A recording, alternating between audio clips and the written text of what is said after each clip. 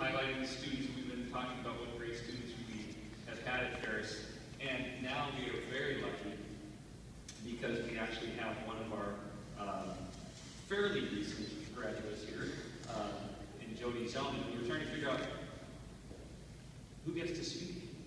I mean, 50 years, 400 some per year. I think that puts us at well over 20,000 graduates. So we could have gone with anyone. And once again, Todd came through for us and he said, how about Jody? And that pretty much ended it, because anyone who knows Jody would say yes, he's the perfect one to speak. Why? And that's the exact question Jody asked me when he found out he was going to speak. Why me? Why am I doing this? Why did I didn't ask him? And he was corresponding this summer about it. And I'll just give a couple of reasons. One, he represents all the best Ferris students. He was a fantastic student here. He was involved in many different activities. He would have been sitting over there playing in the wind ensemble. He's hysterical, and no pressure. And he comes from just a wonderful family. And no, Avi did not pay me to say that. You have a wonderful family, Jody. You are just the type of person that we're so proud to send out into the world.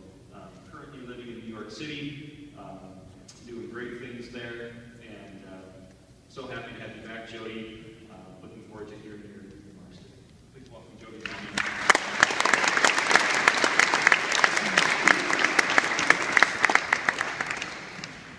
Thank you, Mr. Powell. It's very kind of you. Also a very natural MC. All those years working on cruise ships really paid off. Today is my first time being back at Ferris since the rebuilding, and after seeing how sleek and modern everything is, I gotta say I feel a little bit like Rip Van Winkle waking up from a nap, only to discover that my walking stick is now a hoverboard, and there's free Wi-Fi everywhere. The local tavern is now a PF Chang's.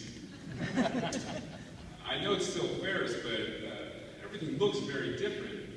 The old Ferris was built during the Cold War, and it was easy to remember that when you're walking from the gym to the auditorium during a blizzard in January.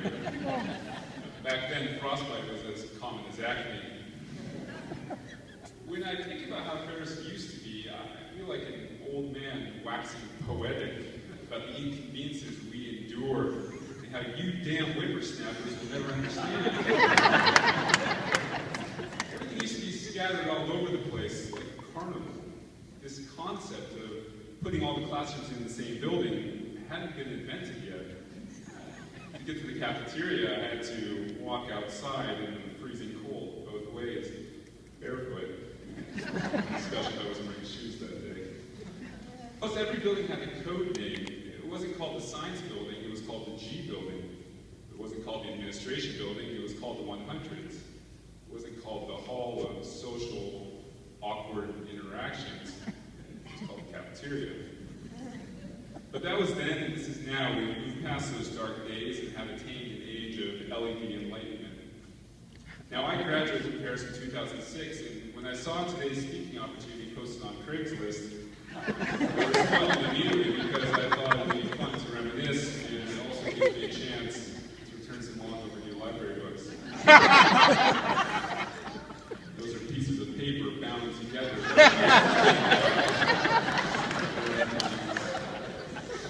So without further ado, let's talk high school. Being a high schooler isn't easy. You enter as a physically and emotionally awkward teenager, and then 4 years later you leave as a physically and emotionally awkward teenager, just 4 years older. There's a gradual realization which creeps up throughout the years that, oh shoot, once I'm finished here, I actually have to do something with my life, and I'm not really sure what that means. On top of that is the stress of classes, homework, friends, extracurriculars, the SATs, learning how to drive, learning how to survive a school dance, or coming up with enough excuses to avoid them entirely.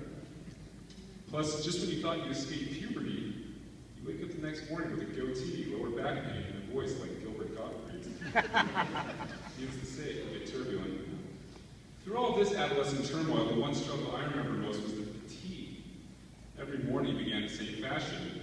My alarm would go off, I'd go back to sleep. My alarm would go off, back to sleep. My dad would go off, I'd wake up. I'd shower, get dressed, not necessarily in that order, depending on how tired I was. And then I'd pour some cereal down my gullet and walk or drive to school. For many years, I took a 0-hour strength and conditioning class, which I always looked forward to because the bench press was a great place to take a nap. So by the time first period rolled around, I was usually well rested enough to last until third period, where I summoned the courage of 1,000 pubescent sloths and somehow make it through the rest of the day. Now, a few months before graduation, I began having trouble with my eyes. So I went to an optometrist. He made me read a terrible poem where the words kept getting smaller and smaller. And then I laughed with a new pair of glasses. I think I wore them twice before graduating. Then I had a summer where I consistently got a good night's sleep, and voila, my eyesight was back to 20/20. Turns out fatigue not only affects your body, but also your eyes. So what's the moral of the story? Teenagers are tired all the time, so cut them some slack or at least let them sleep in. Now, every high schooler struggles with something, and to me, that seems like a great challenge of operating a successful high school. Here you have a huge diversity of students whose talents and interests lie all over the playing field. And with a limited amount of time and resources, the teachers and administration are tasked with elevating all of these students to the academic levels deemed necessary so that they can have the best shot at succeeding at whatever comes next, whether it be the college, or army, or just skateboarding over the bridge downtown before doing the Peace Corps. I feel confident in saying that Ferris gave me a good education. Not only did I learn a great deal of math, science, and history, but I also spent 4 years playing in Ben Brueggemeyer's band, 2 years competing on Dan Schoen's debate team, and a year in Hayes Nodell's jewelry class. All activities which I haven't pursued since leaving high school, yet which still contribute towards my overall development as a somewhat functional human being. However, despite it only being 8 years since I graduated, I find that while I can remember the broad strokes, it's harder to actually remember the finer details of what I learned in class. Excuse me, I get emotional when I remember class. When there are tests to take and grades to give, and everyone could potentially become anyone, it's a high school's responsibility to try to teach all of the essentials. And that means when you're in high school, you're going to be held accountable for remembering a lot of details you probably won't end up using in the long run. The American psychologist B.F. Skinner summed it up nicely when he wrote, "Education is what survives when what has been learned has been forgotten." For example, it's difficult to both learn the mechanics of differential equations and internalize the reasons why calculus holds such significance in our world. The same can be said of reading Ralph Ellison or learning stoichiometry. Today, I don't spend any time with differential equations. I haven't read Invisible Man since 2005, and stoichiometry still sounds like a secret to Italian cooking. But it's through learning the details of those subjects that I came away with a better means of using my own faculties to understand the world around me. In other words, I was learning how to learn. And I think that's the hallmark of a good education. I look at where my Ferris friends are today, and they're doing pretty well. Most are college educated, and many are receiving second degrees. At last count, 15 are on their way to becoming doctors, and at least 11 are going to be great. It's worth noting that Scott Ward, a friend of mine from school, finally claimed his birthright, came back to teach history at the very school which taught him everything he needed to know about American history, specifically from his mother. Now, I'm not a teacher. I don't have any children to my knowledge. And I only did high school once. So I'm clearly not an expert on what's best for improving high school education. With that in mind, I still wonder, what was the point of rebuilding Ferris when it was already a successful place of education for over 50 years? I'll come back to that question in a minute. In 2009, I worked on a film project about the efforts of a rural community in Kenya to improve the conditions of their classrooms. They were transitioning from schoolhouses made entirely out of mud and dung to those constructed out of concrete. The argument was that students cannot learn to their fullest potential when the walls around them are crumbling, the lighting is poor, and it gets too hot in the summer.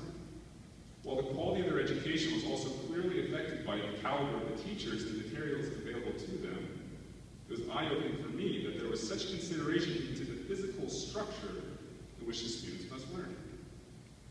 After construction was completed, the new concrete concrete schoolhouses provide adequate natural lighting, proper installation, and the only upkeep necessary was routine cleaning. Today, it's easy to see that the project was a huge success. Graduation rates are up, attendance has improved, especially for girls, which is often a challenge in those rural communities. And there's a healthier learning environment overall. In hindsight, it's blindingly obvious that the physical environment of the school plays a massive role in creating an atmosphere suited for learning. After all, we dim the lights in movie theaters so we can focus on the screen, and airplane seats are cushioned so we feel some semblance of comfort as we soar through the air in the L1 circuit piano. So of course, the physical environment of the school will have an effect on the ability of teachers to teach and students to learn. With this in mind, it now becomes easier to answer my previous question. The reason why it's worth spending all this time and money to modernize Ferris is because we now have the technologies and resources available to do so. So while this institution has been successfully educating for the past 50 years, it is now equipped to continue doing so for the next 50 years. With improved air conditioning and ventilation, ubiquitous natural light, Wi-Fi and full multimedia integration in classrooms, Ferris has transformed from just being a good high school to really becoming a state-of-the-art facility. One thing I've learned after living in New York for nearly 7 years is that there are many, many families who spend upwards of $40,000 a year to send their kids to private school. Look what we have. You can save your money for Silverwood because we're getting the same power of education right here on the South Hill. Now, demolition of the old gym began this summer after I graduated. Most teenagers would take delight in watching their high school be demolished. In fact, most teenagers would probably volunteer to do the job themselves. Perhaps the school district would take that into account during the next budget meeting. That being said, there's certainly some sadness to losing the buildings which played such a significant role during our formative years. On a personal note, I'm feeling this threefold. In addition to Ferris, my elementary school was recently rebuilt, and my parents just moved out of my childhood home. By the time I had a family of my own, the only thing left unchanged in Spokane would be the garbage and go. Now will probably be replaced by some better functioning metal roof until we can feed garbage and dry leaves. What I've come to realize is that while it's important to cherish this sort of nostalgia, it's even more important to focus on the future and the advantages gained by investing in projects such as these. Support for public education can never be taken for granted, so a great deal of thanks is due really to you, the voters and taxpayers of Spokane, who made the decision to spend your money on improving our school. So when I look around, I realize that this is not the Ferris High School I attended. It's much, much better. So thank you very much for your time, and enjoy the rest of the festivities today, and check out the concert tonight.